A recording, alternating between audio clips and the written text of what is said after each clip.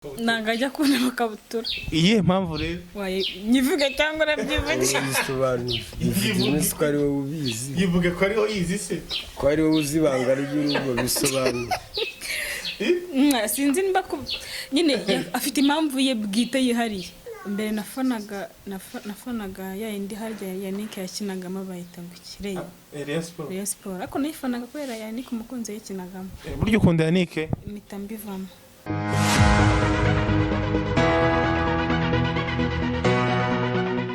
Yeah right, in BK TV dukomeza gushishikariza abareba BK TV gukora subscribe, abatarayikora no gukora kukazogera, share, comment nazo zo zikenewe, ubundi ibintu byose bikawa sawa. Yaka vipi? Ebana ni sawa, meze neza.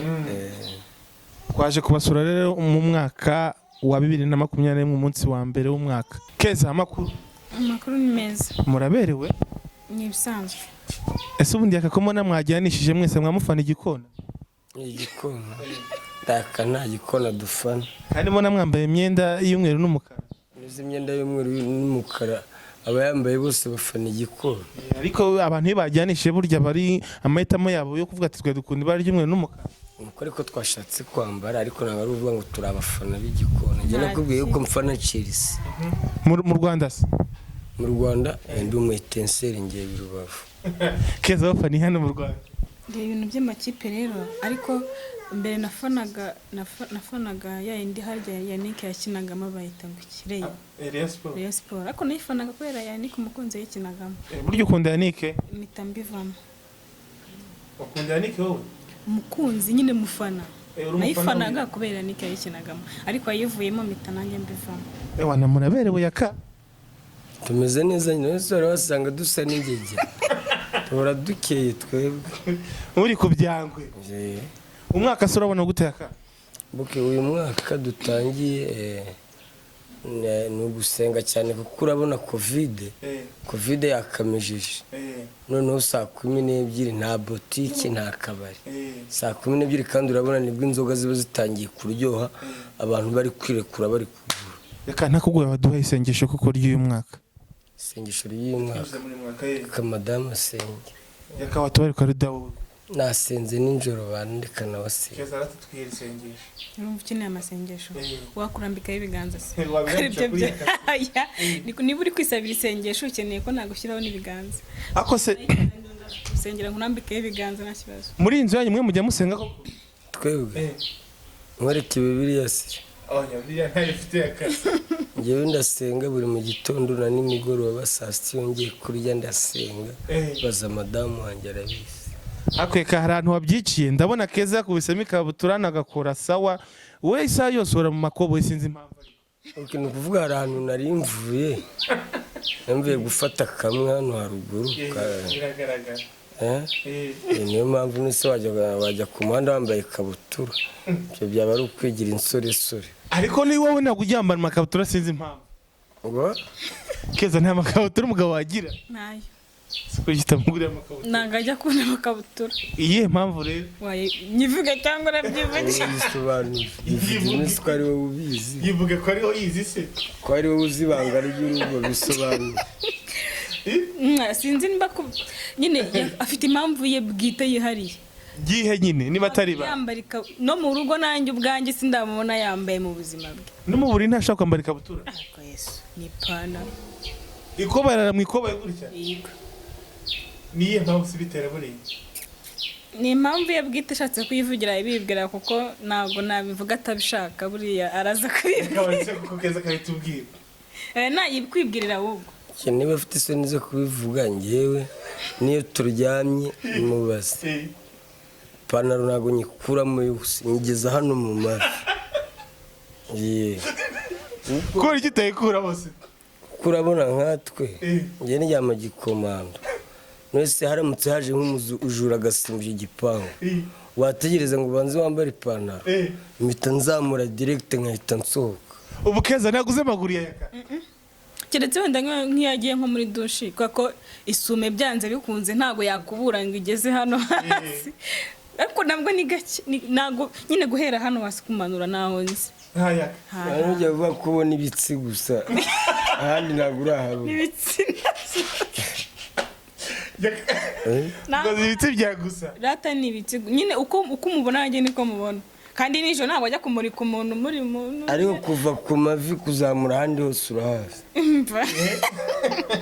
ese Keza ko mbona afite kikubita isoni ibyo akavuga ni bishyashya nyaga ari bishyashya nyine ariko nyine navuze ko ntazi amaguru hari ikindi se amaguru niyo ntarabona ahandi nyine ahandi ndahazi Yaka nagaki Keza agukorera nka mu gitondo iyo ubyutse wumva kabisa gatandukanye n'ibyo wagiye unyuramo wowe n'abakobwa benshi wowe rero ni irihe tandukanizo rya Keza n'abandi bagore bose itandukaniro ni uko icya mbere ni uko ari we nahisemo icya kabiri ukuntu ntegurira breakfast ifunguro rya mu gitondo abantu rero babwire yakafata iki mu gitondo iyo abyutse nakaye kantu abyukiraho ariko reka nkabaza umugore n'ubuzi icyo umugabo akunda n'iki yakakunda nk'iyo abyutse mu gitondo ni ukuvuga ngo twese ubundi ariko biterwa n'icyo umuntu akunda nyine twese ubundi tunywa icyayi ariko we nagakunda ibintu by'ibyayi akunda buriya yaka n'umukongomani abakongomani bakunda ubugari hari nk'agasosi hafi aho ngaho mu gitondo rero we abashaka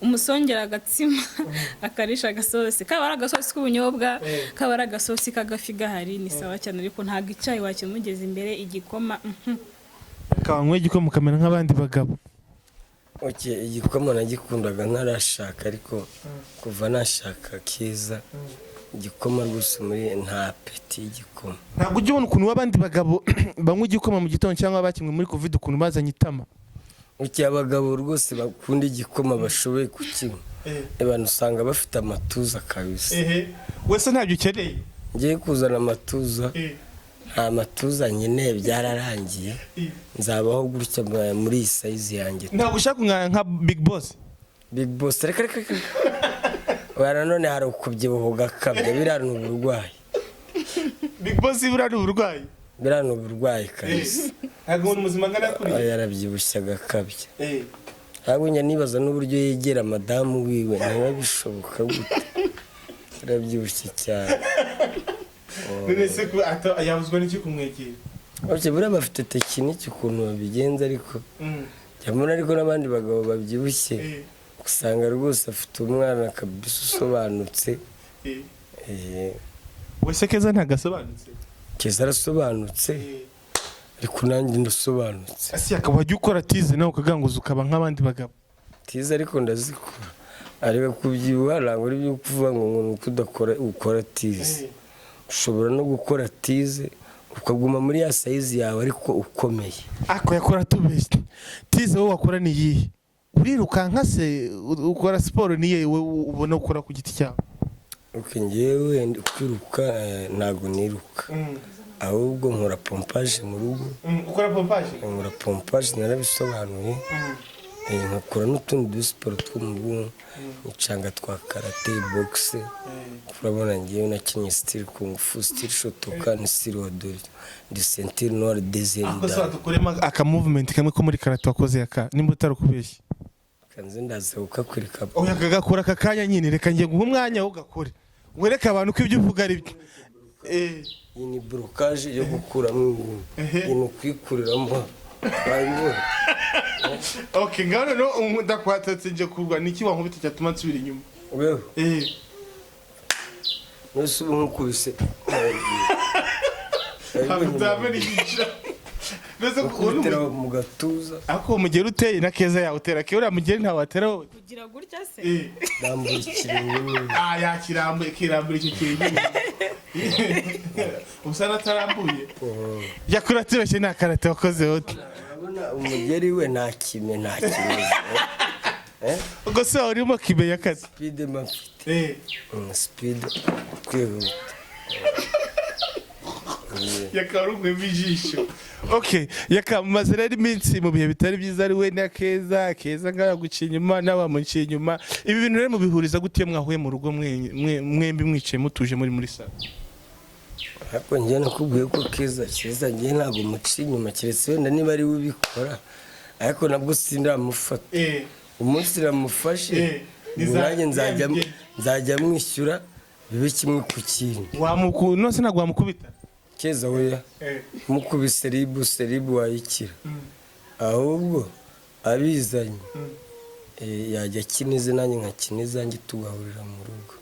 Keza biriya bintu bakuvuzeho nibyo rata ibiki ngo maze iminsi umuca inyuma n'abandi amagambo yewe ni amagambo y'abantu hano amagambo y'abaturanyi none se njye ntabwo ngendera ku magambo. hari abantu bagira amagambo hano hanze umuntu akifata agahimba ikintu we ku giti cye tika hari ifoto wigeze ubona se ubundi buriya ikintu cya mbere ni amakuru kandi agaragara niba warabonye video ndi kubikora ndi guca inyuma yaka wayizana tukayireba no kwibwira ukicara ngo buriya ngo KEZA ngo ace gute se ikimenyetso kiri he nta kimenyetso nyine ubwo none se wowe bira ubora ubona yakagiye gusura da Queen wowe ntawe bigukora ntabwo ariko arasubirayo byabaye umunsi umwe rimwe icyo gihe nanjye namubuze ntaza ahantu yagiye ariko ntabwo byongeye kandi yambwiye ko nawe atazabyongera buri kintu gusubira warambabariye kandi nabwo nta nubwo namuciye inyuma kuko icyo gihe amasaha yari yamfatiye mu nzira nakerewe njya gucumbika nk'abandi bose. Ese KEZA kwemera ni kwibona wemera ko umugabo yajya kurara ku ex we ukumva ko nta kiri buriya ikintu cya mbere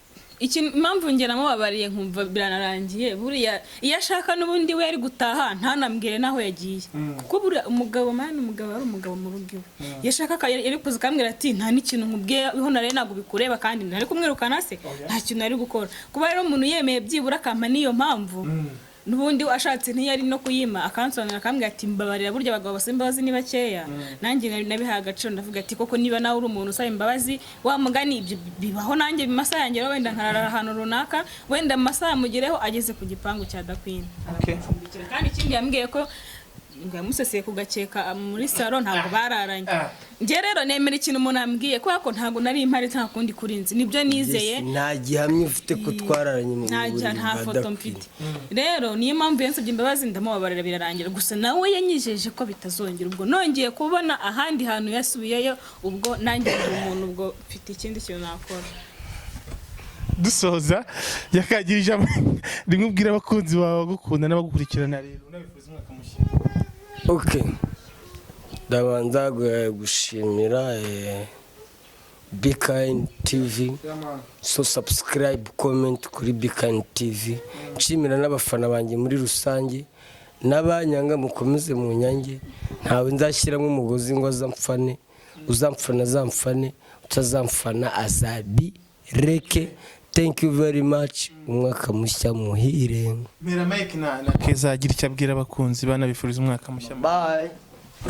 Reka nanjye nshimire groupe ya BKN TV yadutumiye ngo tubashe kuba twaganire neza kandi nishimiye cyane nishimiye ko ikintu cya mbere umwaka urangiye nkihumeka umwuka w'abazima n'umuryango wanjye na famille yanjye yose ndetse no mu nshuti zanjye nta nimwe yagize ikibazo gusa nifuza ko n'umwaka wakomeza ukanarangira neza tukimeze neza. Nshimira n'abafana bacu bakomeje kudukurikirana bakomeje kutuba hafi kutwereka ko buri kantu kose dukoze muhari mukomereza aho ngaho natwe dukora kubera mwebwe kandi ibyo tugeraho byose tubikesha mwebwe. Murakoze cyane tuzasubire.